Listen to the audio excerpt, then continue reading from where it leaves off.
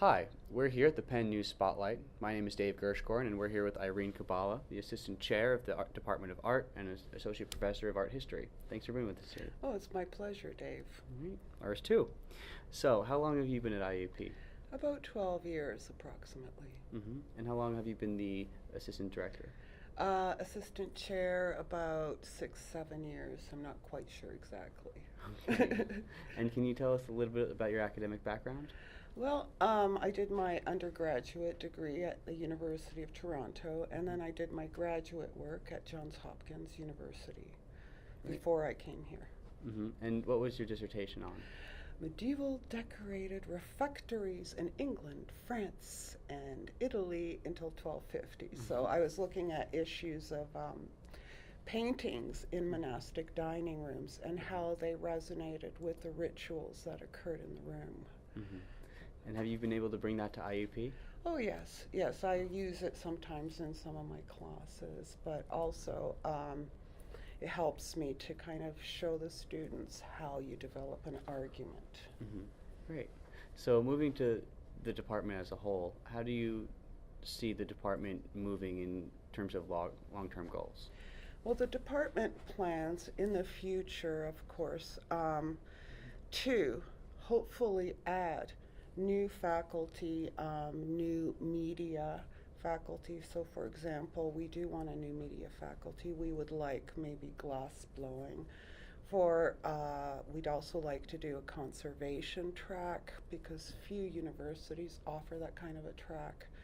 And also, sort of speaking of conservation and museum studies, we'd like to also connect with a number of other departments at IUP here. hmm So besides the faculty, what are some struggles that you see within the art department?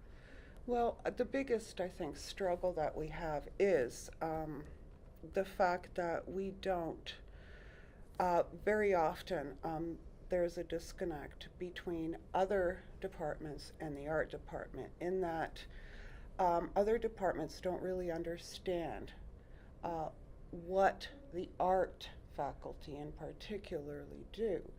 So, for example, you can do a project, a research project as a scientist or as an English professor.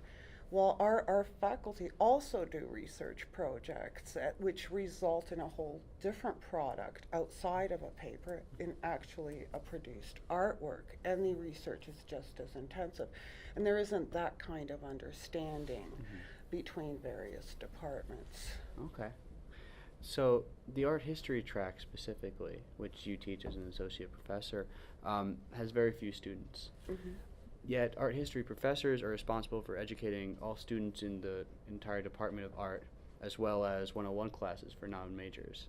Can you tell us how the art history track has changed and what it's like having so students in the track right now? Well, when I came, we had very few students. We had 6. We have approximately 26 now, and it does sound so small, but at the same time, you have to understand that this region here, very, very few students encounter any art history in their high school careers.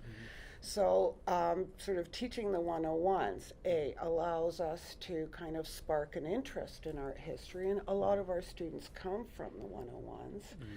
And also, at the same time, the 101s challenges us to think about what we're doing, think about the role of images, the role of an art historian in today's society, because we have to kind of justify our existence in a way that other faculty may not have to. Yeah. So have you found that there are some students that have more of a exposure to art history, like international students, possibly, or? That's a really good question. For my 101 classes, my greatest majority of international students are Saudi Arabian. Okay. And they have culturally sort of art history is very foreign to Saudi Arabian students, partially because religious images are prohibited. So that's a really big challenge, and I really enjoy I usually will tutor those students on their own to get them to understand that images are very powerful.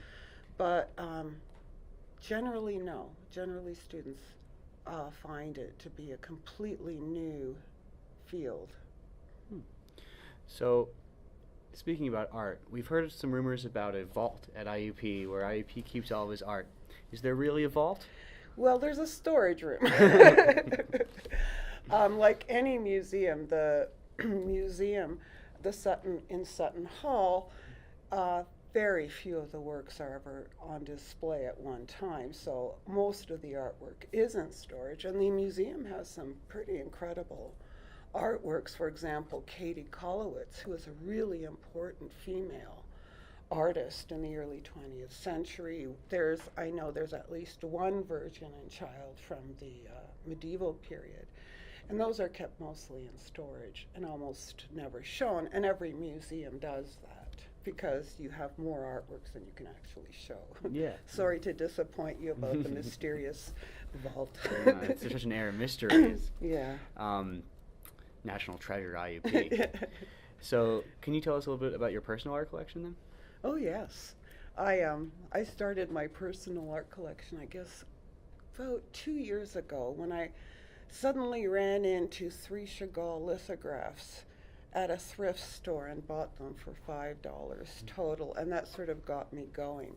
Most recently, I bought a real Peter Paul Rubens. He's a 17th century, mostly painter, but this is an engraving, and he did produce a few engravings. This was made for the King of Spain, and it is real. And I got it on shopgoodwill.com for $5 because most people did not recognize that this was a 17th century print. Wow.